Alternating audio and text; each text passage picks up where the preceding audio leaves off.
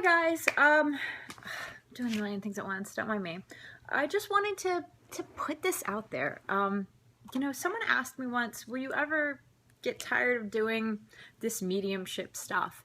And the answer is no, I won't. I mean, not only is it such a huge part of my life inside, not so much outside all of the time, but it is a huge part of my life inside.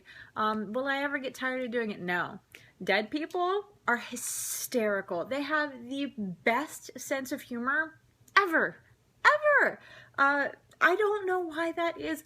I always have to think it's because the universe has such a grand sense of humor that it only gets to give us a little bit per person.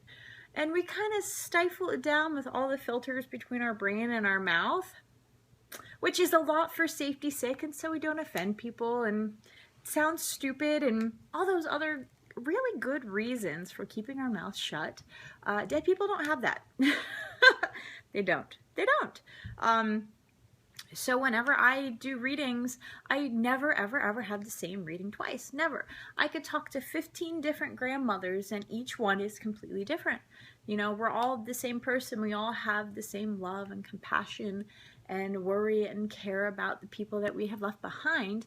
But each one of them has their own retained personality and different sense of humor and style and opinion on everything on our lives, you know? So no, I will never get tired of doing mediumship stuff. I prefer doing tarot stuff. To me, that the tarot cards are fascinating. You could spend a lifetime studying tarot and never have all the answers. You wouldn't, because each reading is completely different.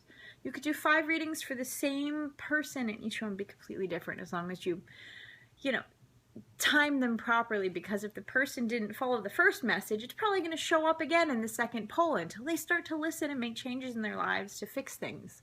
But it really is fascinating. I love tarot, and I feel like it takes some of the huge weight of responsibility off of me too, because if someone asks a question about love, they're like, I have this guy that I've been seeing for a long time, let's say Bob. Okay, I've been seeing Bob for 6 months. I want to know if I should stick around. I want to know if I should leave.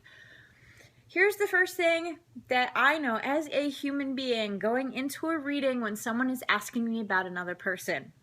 A, they've already made up their mind. B, they know what they want me to say. They already know. A lot of times they just want to hear confirmation. Okay? And I'm totally willing to supply that. Dead people, not so much. And this is the difference. The dead people may talk about career, they may talk about money, they may talk about living situations as far as like places, and absolutely never ever say a word about Bob. Well, as the client is waiting on the edge of their chair to find out if they're right or if they're wrong or what they should do, and oh my goodness, and the dead people are like, yeah, I really like her dog. Don't put sweaters on the dog. It makes it look stupid and he hates it. And the client's like, but what about Bob? But I'm glad about the dog. I'm glad about the house. I'm glad about my job. What about Bob? The tarot cards can do the same thing. You're going to have a complete and total layout that has nothing to do with Bob. But then I can say, I have an excuse, per se, that says, hey, you know what, there are things that are more important than Bob in your life, which is true. I mean, there are absolutely things that don't involve any other person in our life that are more important than the people in our life at some points in time. That's just true. It is. So with the cards, I can be like, you know what? Let's put Bob aside for now, and let's talk about the things on the table, okay? And the person on the other end of the reading is like, okay, well, you know what? I'm going to do what they asked. I'm going to put Bob aside for a second. And we talk on the cards on the table, and I say, okay, I know that we didn't address Bob, so why don't you pick 3 more cards and do yes, no, maybe so, okay? And then we'll look at that layout. And if that layout has nothing to do with Bob, I'll be like, you know what, I guess this is just something you have to figure out on your own. And if I could do that with the cards, somehow it's like they can see the proof. Like I'm not faking, like I'm not holding back, versus if I'm just doing mental mediumship, they're like, why aren't you asking? Are you asking? Are you asking about Bob? Because I want to know about Bob.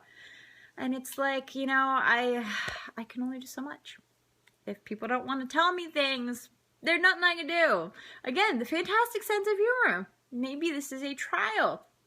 Same thing with the jobs. You know, other people are like, should I switch jobs? They already know. By asking that question, by saying that sentence, should I look for another job? You already have your foot halfway out the door. All right? If you're thinking about it, yeah, yes. I can't say that. I can't say that. Other question. Typically, it's about relationships or money. Sometimes they're just like, oh, I got nothing to say on that. All right, peace out. Have fun with the dog sweaters. You know, and there's nothing I can do. I feel powerless sometimes because I hate disappointing clients. I really do. But sometimes there just isn't an answer because we're supposed to figure it out ourselves. But when I say that to people, no one wants to hear that. Nobody wants to hear that. Would you want to hear that? I wouldn't want to hear that. No, I want my answers. I've come to you for an answer. Give me my answer. Despite the fact that I've already made up my mind, because if I'm already asking you questions about Bob or questions about my job, I've already got one foot out the door regardless anyway. But if I can show them cards, if I can show them something, somehow psychologically that makes us feel better about stuff, I don't know. Maybe. I would love to talk. I would love to talk to somebody about that. I have to find a psychologist to ask. Regardless, I love doing readings. I hope to do readings until the day I die. I would absolutely love to do that. Totally. Bring me brownies and Dr. Pepper and I'll do a reading. Yeah, definitely. Is it harder to do a pure mental mediumship reading? Yes, it is. I don't know why. I think it's because it is the weight of the responsibility that, you know, especially if someone has someone specific that they'd like to talk to. And almost everybody does. I mean, if you know you're talking to dead people, you have dead people you'd like to talk to. Duh. So I want to reach the people. I want to confirm it's their people first, obviously. Then I want to get to the messages, and I want to make sure that they can kind of have a conversation of sorts, deal with their stuff, and then, you know, move on to the next person that has something else to say, and blah, blah, blah. It's somehow more mentally draining and physically draining. It is. Is it something I could see myself stopping? No. I'll still do it. Is it harder? Yeah. Tarot cards, I'll just shuffle and tell the story. That's the beauty of tarot. I could tell you the story of anything. It's like remote viewing. Remote viewing is hard. It is. Some things are harder for some people than others. That's just how it is. And I feel like I'm out of practice too. And I don't want to disappoint people like that. So keep practicing. Will I ever stop? No. Nope. Even if it's something that, you know, I get 3 jobs and work 60 hours a week, it's something that will always be your not so daily card pulls on Facebook. But I love it. And I think I'm going to have a special, we'll do on Facebook, we'll do a question post. So if anybody has questions about love, money, finance, career, stuff, things, dog sweaters, I'll put up a thing on Facebook the week of Valentine's Day. Okay, we'll do it the week of Valentine's Day. And I'll answer some questions on a YouTube video, okay? That'd be fun. I like that. What a great idea, you guys. You're geniuses. I have the best friends ever. All right, I love you. I'll talk to you soon. Have a great day, guys. Bye.